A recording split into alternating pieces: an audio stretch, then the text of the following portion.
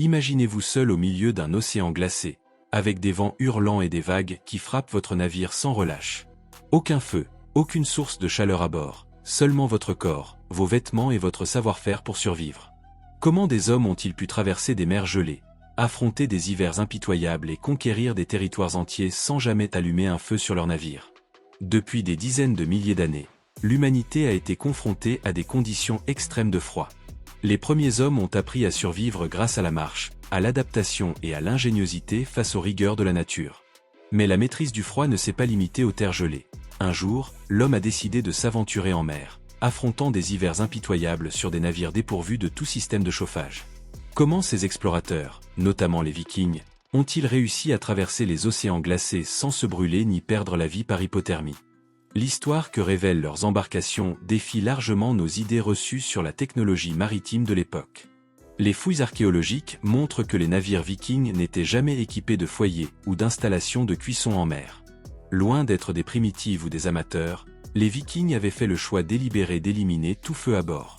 Cette décision peut sembler contre-intuitive. Pourquoi affronter le froid sans chaleur?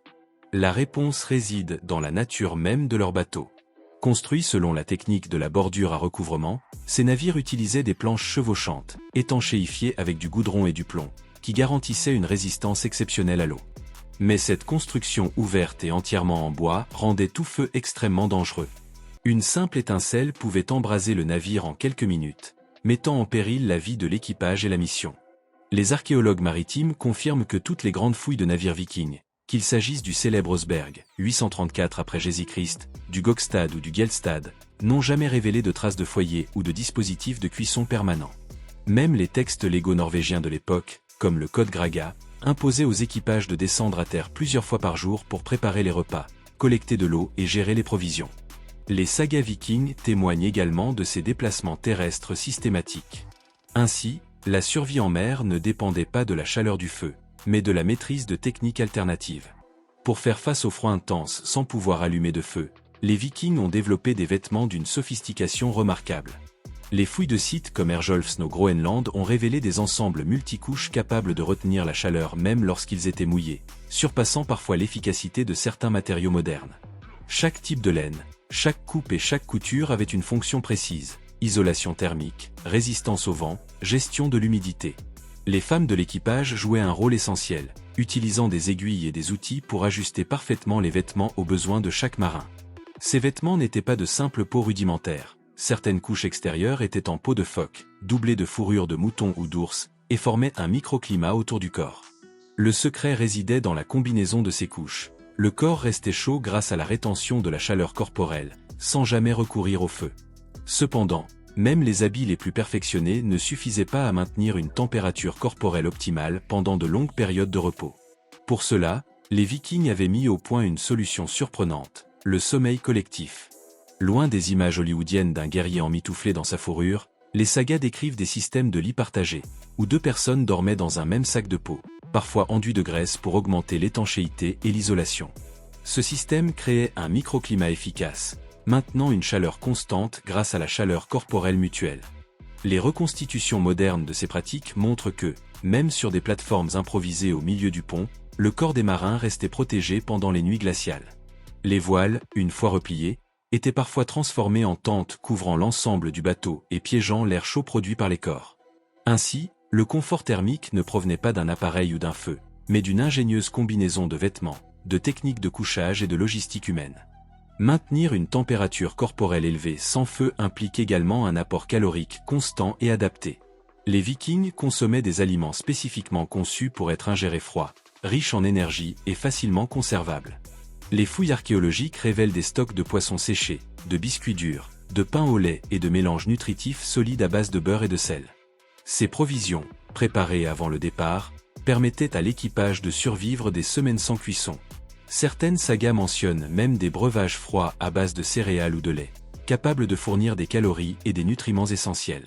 Les Vikings avaient compris l'importance de la conservation et de la préparation des aliments pour le long terme, démontrant une organisation logistique avancée qui dépasse largement ce que l'on pourrait attendre d'une civilisation médiévale.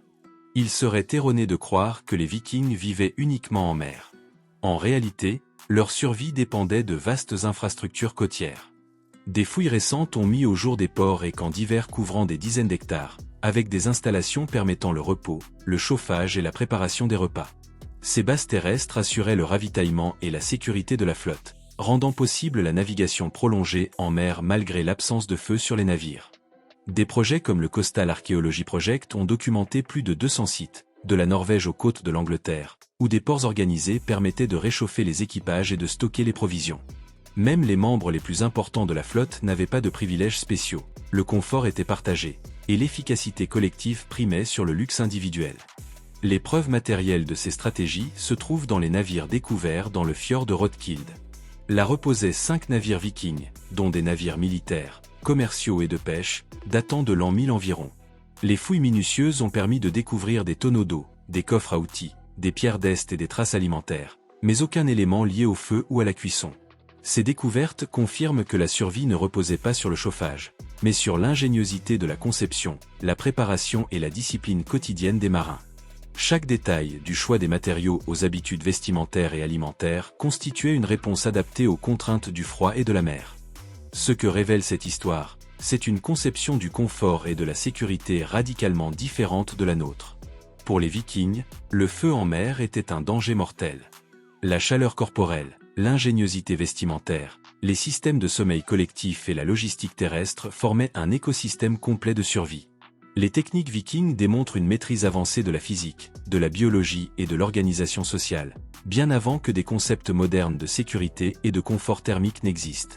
Leur savoir-faire peut sembler contre-intuitif à première vue, accepter le froid plutôt que de prendre le risque d'un feu. Mais cette approche pragmatique a permis la conquête et l'exploration sur des milliers de kilomètres, du Groenland à l'Angleterre, en passant par les côtes de Norvège et d'Islande. L'étude des Vikings face aux conditions extrêmes de froid révèle des leçons étonnamment modernes sur la survie humaine.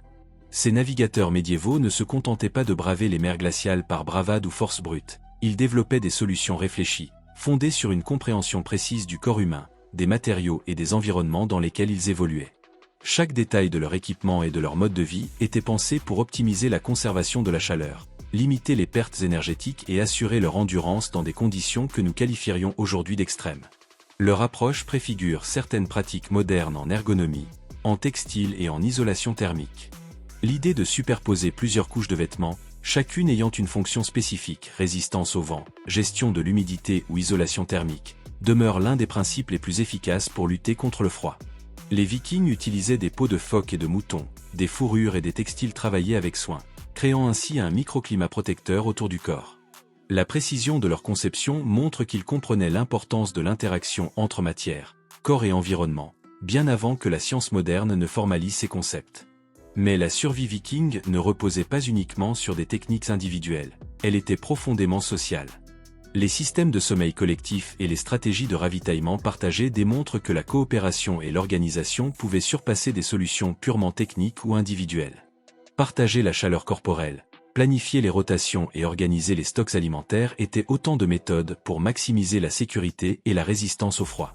Cette dimension collective illustre un principe fondamental. La survie en environnement extrême est aussi une affaire d'intelligence sociale et de coordination. Les Vikings ont ainsi transformé la vulnérabilité face au froid en un véritable art de vivre. Leur maîtrise des vêtements, de la nutrition, du sommeil et de la logistique terrestre leur a permis de mener des expéditions audacieuses et de conquérir de vastes territoires, défiant les idées reçues sur leur supposée primitivité. Ces explorateurs étaient des ingénieurs du froid, des biologistes avant l'heure, et des stratèges hors pair. L'histoire de leur survie nous rappelle que l'adaptation humaine repose sur un mélange de savoir scientifique, d'ingéniosité pratique et de coopération. Face aux contraintes les plus redoutables, la compréhension des principes naturels et l'organisation collective peuvent transformer un danger en avantage. Aujourd'hui encore, ces enseignements inspirent notre approche de la survie, soulignant que la résilience humaine est le fruit de la science, de l'innovation et du courage. Pour explorer d'autres secrets fascinants de l'histoire et découvrir comment l'homme a survécu aux conditions les plus extrêmes, abonnez-vous et activez la cloche pour ne rien manquer de nos prochaines révélations.